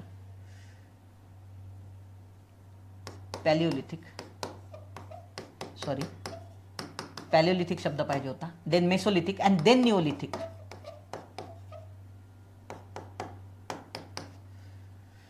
आणि हा जो 3 कालखंड आहे याच्या नंतर जो आलेला आहे तो चाल्कोलिथिक आहे. चाल्कोलिथिक हे जे कालखंड चालले हे जवळपास 2.5 मिलियन म्हणजे 25 लाख वर्षापासून तर जवळपास 7000 BC पर्यंत हा कालखंड चाललेला आहे. सो या कालखंडात माणसाचं इव्होल्युशन झालेलं आहे. या तिघांमध्ये सर्वात मोठा कालखंड आहे पॅलिओलिथिक, हा सर्वात मोठा कालखंड आहे. लक्षात घ्या पॅलिओलिथिक म्हणजे काय. सो आता याच्यात त्यांनी त्याचे पण पार्ट पाडलेले आहे. मिडियल पॅलिओलिथिक, इथं पॅलिओलिथिक पाहिजे, मिडल पॅलिओलिथिक, त्याच्यानंतर त्याच्यात लेट पॅलिओलिथिक, म्हणजे पॅलिओलिथिकचेच त्यांनी काय केलेले आहे पुढे प्रकार पाडलेले आहे. म्हणजे पॅलिओलिथिक, त्याच्यानंतर मिडल पॅलिओलिथिक, याचे 3 कालखंड पाडलेले आहे. आणि लेट पॅलिओलिथिक असे त्यांनी 3 प्रकार पाडलेले आहे पॅलिओलिथिकचे. आता हे पॅलिओलिथिक वगैरे काय भानगड आहे लक्षात घ्या. जेव्हा माणूस, याला अश्मयुग म्हणतात मराठीमध्ये काय म्हणतात, याला अश्मयुग म्हणतात. अश्मयुग, पुराश्मयुग, मध्याश्मयुग आणि नवाश्मयुग हे मराठीत त्याचे ट्रान्सलेशन आहे बरं का. तर आता मी इंग्लिशमध्ये अभ्यास केलेला आहे, मी मराठी व्हर्जन सांगितले तुम्हाला, पण कंटेंट काय आहे ते लक्षात घेण्याचा प्रयत्न करा. परत सांगतो, पुराश्मयुग, मध्याश्मयुग आणि नवाश्मयुग. अश्मयुग म्हणजे काय, याच्यामध्ये याला ताम्रपाषाण युग म्हणतात मराठीमध्ये, मी सांगून देतो आधीच तुम्हाला. आता हे जे पुराश्मयुग आहे, पॅलिओलिथिक एज आहे, सो या कालखंडात माणूस दगडाचा वापर करायचा. आणि दगड जे असायचे ते ओव्हरऑल बोथट असायचे म्हणजे, परंतु हळूहळू याच्यामध्ये बदल होत गेले. म्हणजे माणूस काय करायचा, कंदमुळं खायचा. सो जमिनीतले किडे कुडे खायला लागला तो. त्याच्यानंतर मग त्याला कळालं की दगड मारला तर प्राणी मरतो, सस्य विषय हरणविरणं, ते मारून तो बिचारा खायला लागला. हे करत असतानाच म्हणजे आधी माणूस जो होता ना, लक्षात घ्या, आता काही लोकांना ते खटकल म्हणजे बोललेले ह्या सगळ्या गोष्टी, पण तुम्ही त्याला सायन्सच्या अँगलनी पहा. सुरुवातीला माणूस झाडपाला खायचा पहा, म्हणजे झाडावर राहणारा होता, कुठं, इक्वेटोरवरती. पण माणसाला असं झालं, तिथं दुष्काळ पडला, विषुववृत्तावरती सगळीकडे ग्रीनरी होती. माणूस हा एप आहे, त्याचे हात लांब होते आणि पाय आखूड होते त्याचे, कारण ते झाडाला लटकण्यासाठी तो बनला होता. आणि त्याच्या डायजेस्टिव्ह सिस्टीममध्ये फक्त झाडपाला आणि फळं असायचेत पहा. म्हणून त्याला झाडपाल्यामधून सेल्युलोज खूप मिळायचे, कार्ब्स पण खूप मिळायचे, पण प्रोटीन इंटेक खूप कमी होता त्याचा. फळांमधून थोडंफार प्रोटीन मिळालं तेवढंच मिळालं, पण फळांमध्ये पण कार्ब्स जास्त असतात, प्रोटीन कमी असतात. मग ॲक्च्युली काय झालं, त्या भागामध्ये दुष्काळ पडला, त्याच्यामुळे त्याला मायग्रेट व्हावं लागलं आणि ग्रासलँडमध्ये यावं लागलं. मग झाडं सोडून तो ग्रासलँडमध्ये आल्यानंतर इथं खूप सारे असं झालं की इथं खाण्यासाठी तिथं जसं अवेलेबिलिटी होती पहा, झाडावर राहून सेफ्टी वगैरे सगळं, सो ते इथं पॉसिबल नव्हतं. आता त्याला लटकण्याची सवय होती, त्यामुळे त्याला चालावं लागलं. आता ग्रासलँडमध्ये लटकायला झाडच नाही आहे ना, म्हणून त्याचे पाय मोठे होत गेले, हात दिवसेंदिवस लहान होत गेले. आणि आता त्याला खाण्यासाठी जसं तिथं मुबलक असायचं झाडावरती, कॉम्पिटिटर कमी होते, इथं त्याचे शिकार करणारे खूप मोठे मोठे प्रेडेटर, ज्याला सेबरटूथ म्हणतो म्हणजे आपण, मोठ्या आकाराचे सिंह वगैरे, ते त्याचे शिकार करायचे म्हणजे. सो त्यामुळे माणसाची जमातच अस्तित्वच धोक्यात यायला लागलं. म्हणून माणसाने काय केलं, ग्रास सोबत हळूहळू अळ्या खायला सुरुवात केली, कीटक वगैरे वगैरे. आता अळ्या आणि कीटक खाल्ल्यामुळं सो त्यांना मोठ्या प्रमाणामध्ये प्रोटीन्स मिळायला लागले, लक्षात घ्या. आणि प्रोटीन्सची एक खासियत आहे, मेंदूच्या विकासामध्ये प्रोटीन्सची महत्त्वाची भूमिका आहे, न्यूरॉन्सच्या विकासामध्ये. म्हणून माणसाचा मेंदू हळूहळू विकसित व्हायला लागला. आणि त्याला हे कळायला लागलं की धारदार वेपन्सनी काय होते, शिकार चांगली होते. म्हणून तो काय करायला लागला, बोथट जे वेपन्स वापरल्या जातात, अवजारं, सो त्याच्याऐवजी आता तो धारदार अवजारं वापरायला लागला. त्याच्यामुळे शिकार इझिली व्हायला लागली. आता त्याचा आणखी एक बेनिफिट झाला, शिकार इझिली मिळायला लागली, बरोबर. सो हे केव्हा आता तो ट्रान्सलेट झाला, आता निओलिथिक मधून तो मेसोलिथिकमध्ये आला, ज्याच्यामध्ये धार असणारे दगड तो वापरायला लागला, धार असणारे लाकडं वापरायला लागला, धार असणारे हाडं वापरायला लागला. सो त्याच्यामुळे शिकार इझिली झाली. आणि त्यामुळे आता माणसाला वेळ, आधी दिवसभर खाण्यात जायचा त्याचा, खाणं शोधणं, खाणं आणि त्याला पचवणं. आता खाणं सोपं झालं, माणसाला काय झालं रे, खाणं सोपं झालं, त्याच्यामुळे आता त्याच्याकडं काय झालं, सरप्लस राहायला लागलं. म्हणजे शिकार लवकर व्हायची, त्याच्यामुळे त्याला वेळ मिळायला लागला. वेळ मिळायला लागल्यामुळे माणसामध्ये आता ज्या कला आहेत त्या विकसित व्हायला सुरुवात झाली. तर पहिली कला जी विकसित झाली ती पेंटिंग, आणि ह्याच कालखंडात ती विकसित झाली. मेसोलिथिक, किंवा आपण मेसोलिथिकमध्ये नाही, सॉरी, आपण म्हणू त्याला मिडल पॅलिओलिथिकमध्ये, मिडल पॅलिओलिथिकमध्ये म्हणू, कारण आणखी पण तो दगडाचाच वापर करतो आहे. सो मिडल पॅलिओलिथिकमध्ये हळूहळू त्याच्याकडे ती क्षमता निर्माण झाली की आता तो काय करायला लागलेला आहे, सो जास्तीचे कुटाने करायला लागलेला आहे, म्हणजे आता पेंटिंग वगैरे काढायला लागलेला आहे. सो त्याच्यामुळं एमपीमध्ये बघा भीमबेटका आहे, बरोबर, आदमगड आहे, प्रतापगड आहे, आणि महाराष्ट्रात नेवासे आहे, बरोबर. चिक्री नावाचं काहीतरी गाव आहे नेवासेला, प्रवरा नदीच्या किनारी. सो या भागामध्ये, महाराष्ट्रामध्ये नेवासे, सो या भागामध्ये त्यांनी मोठ्या प्रमाणात गुफेमध्ये पेंटिंग्स काढलेले आहेत. त्यामध्ये नॉर्मली हिरवे आणि लाल रंग असायचे. सो ते ह्युमन हिस्ट्रीमधले पहिले पेंटिंग्स आहेत बरं का, जे माणसाने काढले. तर त्याचे उद्देश दोन मानले जातात, एक म्हणजे एंटरटेनमेंट, आणि दुसरं म्हणजे पुढच्या पिढीला शिकार कशी करायची ते सांगण्यासाठी, बरोबर. त्याचे दोन कारणं असू शकतात. म्हणजे असो, त्याच्यानंतर मानव आणखी ॲडव्हान्स झाला. लेट पॅलिओलिथिकमध्ये म्हणजे मेसोलिथिकमध्ये आता यायला लागला. त्याला शेतीचा शोध लागला, तो सेटल झाला. चाकाचा शोध लागला, घर करून राहायला लागला, पोटेरी वगैरे बनवायला लागला, आणि एवढ्यातच अग्नीचा पण शोध त्याला लागून गेला. अग्नीचा शोध लागणं माणसासाठी ही खूप मोठी रिव्होल्युशन होती. का बरं?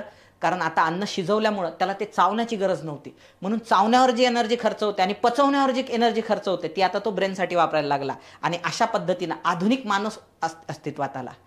तो याच कालखंडात निओलिथिकमध्ये वगैरे वगैरे आधुनिक माणूस अस्तित्वात आला, आणि म्हणून त्याला होमोसेपियन्स असं म्हटलं जाते. म्हणजे त्याला काय संबोधल्या जाते, होमोसेपियन्स किंवा होमोसेपियन सेपियन, म्हणजे अतिबुद्धिमान प्राणी. याच्या आधी सगळे निअँडरथल होते, रामापेथिकस, ऑस्ट्रेलोपेथिकस असे वेगवेगळे होते त्याच्यामध्ये.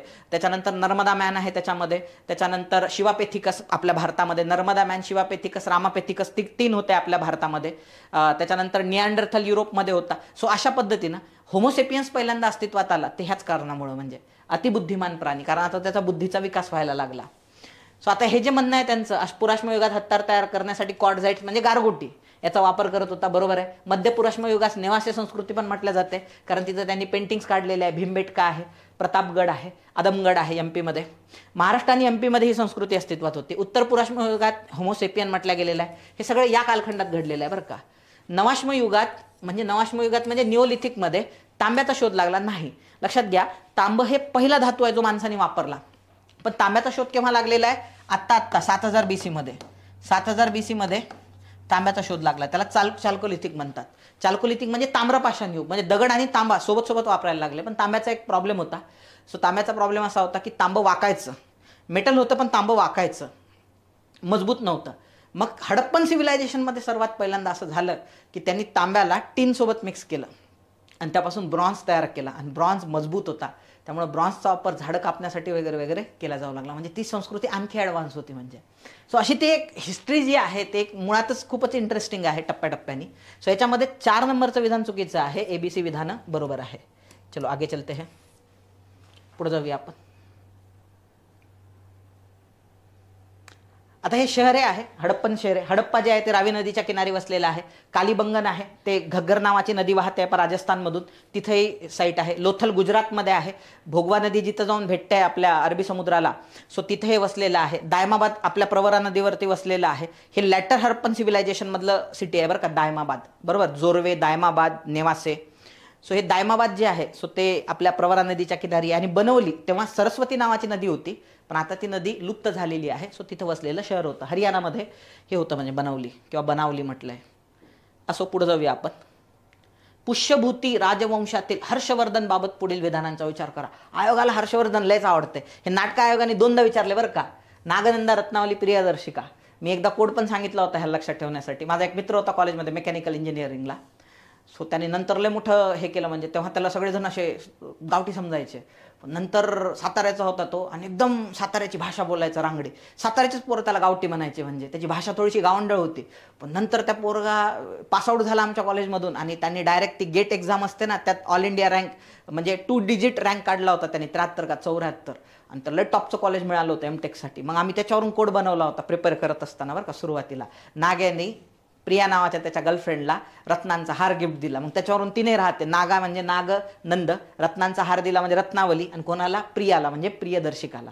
सो हे तिने ना ॲक्च्युली हर्षाच्या दरबारातल्या कोणतरीही लिहिले असतील कवीने, ह्याने नाव ढापलेलं आहे हर्षवर्धनने.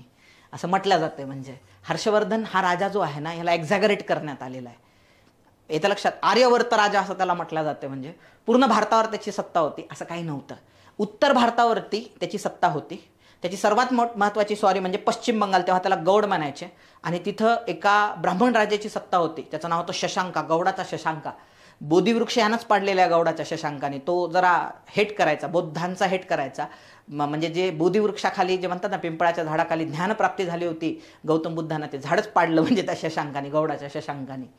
सो त्या शशांकाने काय केलेलं आहे, ह्याची जी बहीण होती पहा, कोणाची, हर्षवर्धनची जी बहीण होती राजेश्री, तिला पळवलं बरं का, आणि तिच्यासोबत लग्न केलं. म्हणजे मग ह्याला हर्षवर्धनला प्रचंड राग आला. हर्षवर्धनचा जो मोठा भाऊ होता त्याचं नाव होतं राज्यवर्धन, त्याने अटॅक केला पहा त्याच्यावरती, पण तो मारला गेला. त्याला असं बोलावण्यात आलं, तुझी बहीण परत देतो. मग तो गेला बिचारा आणि त्याला बहिणीसमोरच मारलं.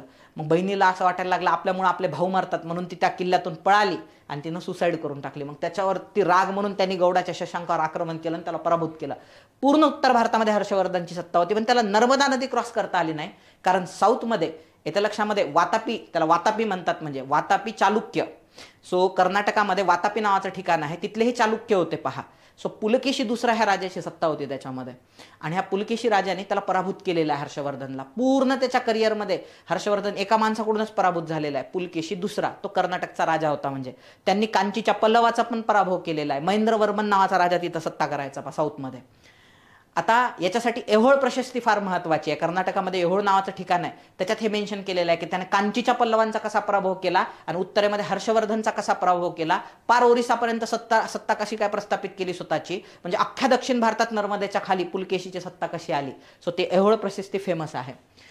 हे बरोबर आहे. हर्षवर्धननी हे 3 नाटकं लिहिलेले आहे, बरोबर आहे. हर्षवर्धनच्या काळात युवान संघ आला होता, एकदम बरोबर आहे. त्याचा क्रम कसा लक्षात ठेवायचा, चंद्रगुप्त दुसऱ्याच्या दरबारात जो होता तो तुमचा फाययान होता. त्यानंतर हर्षवर्धनच्या दरबारामध्ये आला होता युवान संघ, आणि त्याच्यानंतर आणखी एक आला होता चिनी प्रवासी. सो त्याला इत्सिंग पण म्हटलं जातं, त्याचं नाव इत्सिंग होतं. तर हा क्रम लक्षात ठेवा, परीक्षेत विचारू शकतात तुम्हाला. फाययान आहे, मग युवान संघ आहे, आणि मग इत्सिंग आहे. तर हां, यांनी सगळं हे लिहिलेलं आहे बरं का. हर्षवर्धन पराभूत झाला हेच युवानसननी पण त्याच्या पुस्तकामध्ये लिहिलेलं आहे. ऐहोळ शिलालेखात पुलकेशी दुसरा याने हर्षवर्धनचा पराभव केल्याचा उल्लेख आणि पल्लवाच्या चालुक्यांचा विजयाचा देखील उल्लेख आलेला आहे, हे पण बरोबर आहे. सर्वच विधान याच्यामधले बरोबर आहे. पुढे जाऊया आपण.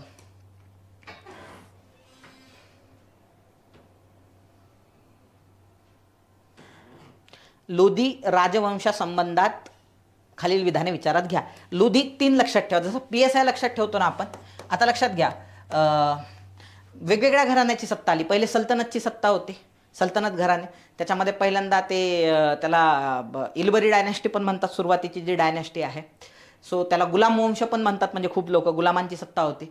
त्यानंतर खिलजी घराणं आलं, त्याच्यानंतर तुमचं तुगलक घराणं आलं त्याच्यामध्ये. त्याच्यानंतर तुगलकानंतर सय्यद आले, आणि त्याच्यानंतर मग लोधी आले. आता लोधीमध्ये 3 शासक होऊन गेलेले आहे. BSI, बहलोल लोधी, सिकंदर लोधी आणि इब्राहिम लोधी. इब्राहिम लोधी तोच आहे ज्यांनी पानिपतची पहिली लढाई लढली 1526 मध्ये. सो ज्याचा बाबरांनी पराभव केलेला आहे. 1 लाख सैन्याचा पराभव केला बाबरांनी, कोणाच्या, इब्राहिम लोधीच्या. सो फक्त 20,000 सैन्य घेऊन बरं का, पानिपतच्या रणांगणावरती. याच्या मधातला जो आहे ना सिकंदर लोधी, हा लय महत्वाचा होता. यांनी खूप साऱ्या रिफॉर्म्स केल्या. सो सर्वात महत्त्वाचं म्हणजे आग्रा शहर वसवणारा हाच होता सिकंदर लोधी. त्याच्या कालखंडात एक गज आणण्यात आला, जेणेकरून तो शेती मोजायचा आणि मग टॅक्स लावायचा. त्याला गजे सिकंदरी म्हणतात. म्हणजे याच गजे सिकंदरीचा नंतर म्हणजे त्याच्या दरबारात तोडरमल नावाचा एक व्यक्ती होता. तोच अकबराच्या दरबारातला तोडरमल आहे, जो नवरत्नांपैकी एक होता. सो त्याला तोडरमल गज पण म्हणतात. तो तोडरमल गज जो आहे तो नंतर आलाय. ऍक्च्युली तो काय होता, हाच होता गजे सिकंदरी. सो यांनी जे म्हटलेलं आहे, या राजवंशाचे BSI मध्ये पहिला कोण होता, बहलोल लोधी होता, त्यामुळे बरोबर आहे. नंतर सिकंदर लोधी याला आग्रा शहराची स्थापना केली, आणि मोजमापाचा आता ऑबियस आहे, त्याला नावच आहे गजे सिकंदरी. तर ते कोणी सुरू केलेलं आहे, सिकंदरनी सुरू केलेलं असणार आहे. सो एकदम बरोबर आहे. दोन्ही विधान याच्यामध्ये बरोबर आहे, A आणि B. पुढे जाऊया आपण.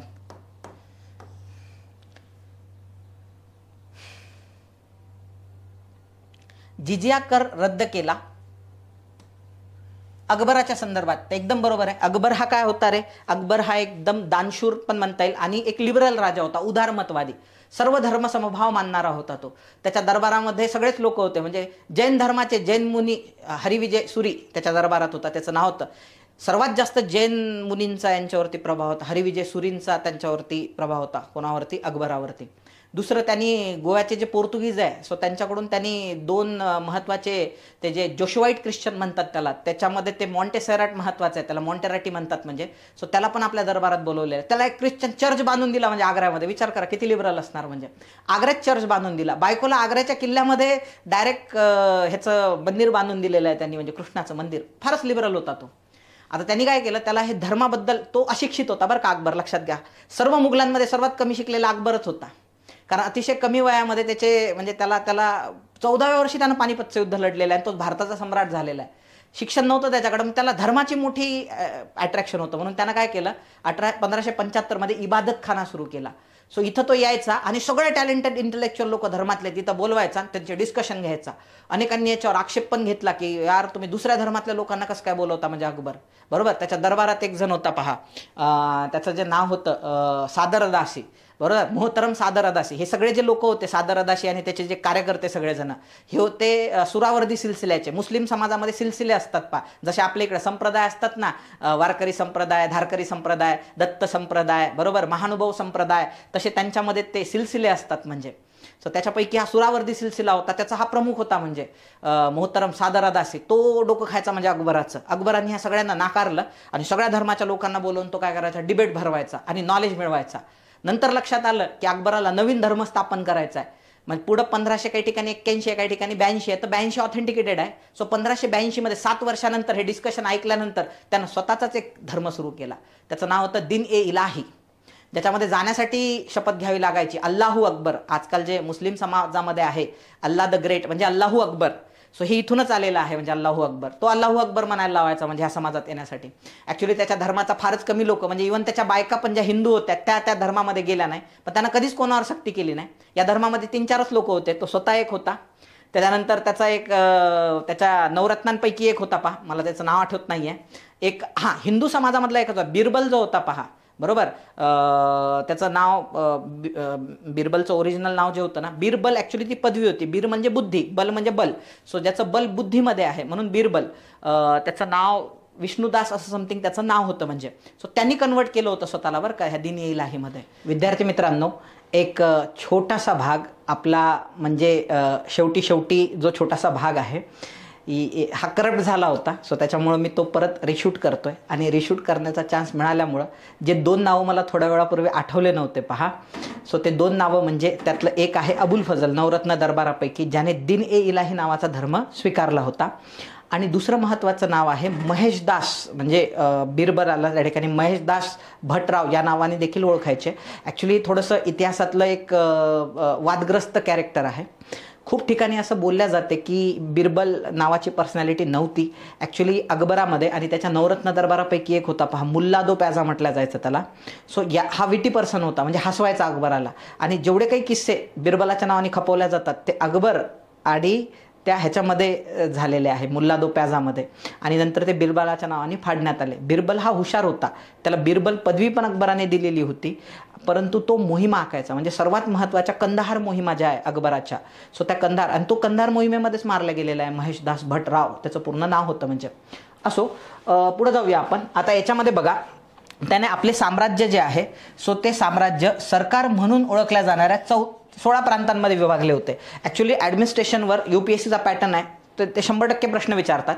सो तो राज्यसेवेमध्ये जर कॉपी झाला तर अशा पद्धतीचा प्रश्न येऊ शकतो. लक्षात घ्या, पहिले माहिती देतो आणि नंतर मग आपण याच्याबद्दल बोलू.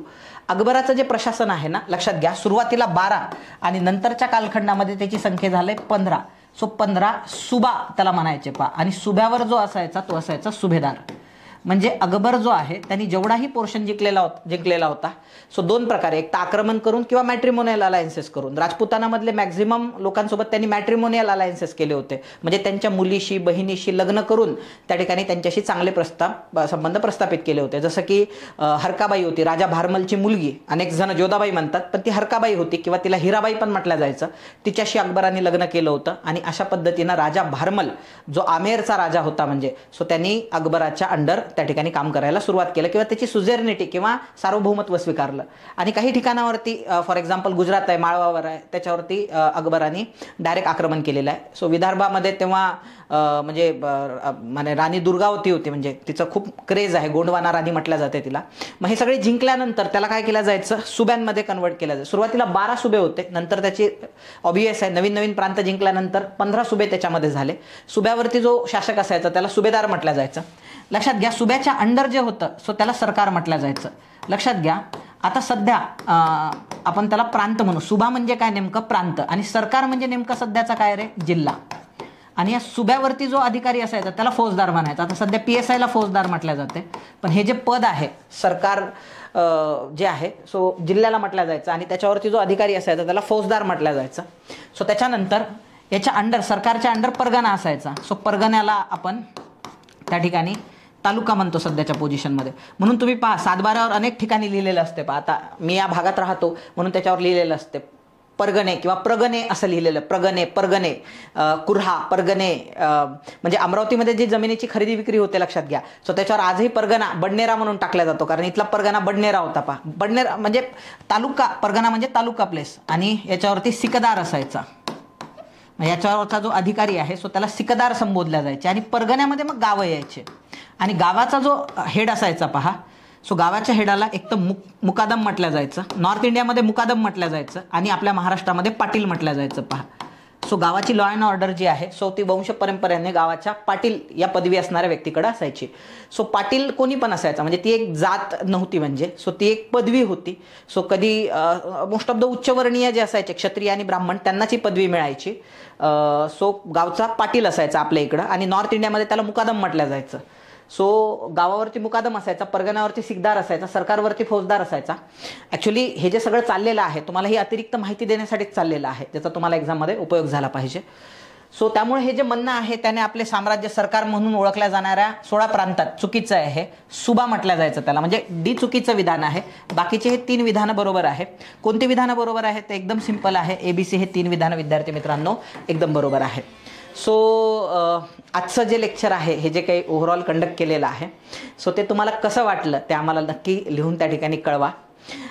त्याच्यानंतर हे जे चाललेलं आहे, हे जे सगळे एक्सप्लेनेशन आहे सो तुम्हाला जर तुम्हाला असं वाटते की बाबा आपल्याला हे एक्सप्लेनेशन आणखी उपयोगात पडू शकतात, म्हणजे तर विदर्भ IAS अकॅडमीची टेस्ट सिरीज पण आहे.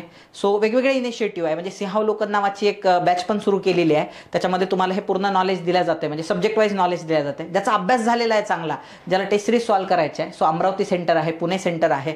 सो ह्या सेंटर देऊन त्या ठिकाणी आम्ही टेस्ट सिरीज त्या ठिकाणी कंडक्ट करण्याचा प्रयत्न करतो. ऑनलाईन पण तुम्ही जॉईन करू शकता जर तुम्ही या भागात येऊ शकत नसाल तर. सो आजच्या लेक्चरबद्दल काही सजेशन्स असतील ते पण तुम्ही देऊ शकता, त्याच्याबद्दल काही कमेंट्स असतील ते पण आम्हाला कळवू शकता, जेणेकरून आम्हाला आणखी पुढचे लेक्चर असे जे तुम्हाला उपयोगात येऊ शकतात येणाऱ्या एक्झाममध्ये ते घेण्यासाठी मोटिवेशन मिळेल. म्हणजे सो भेटूया आपण पुढच्या लेक्चरमध्ये. तोपर्यंत धन्यवाद. जय हिंद.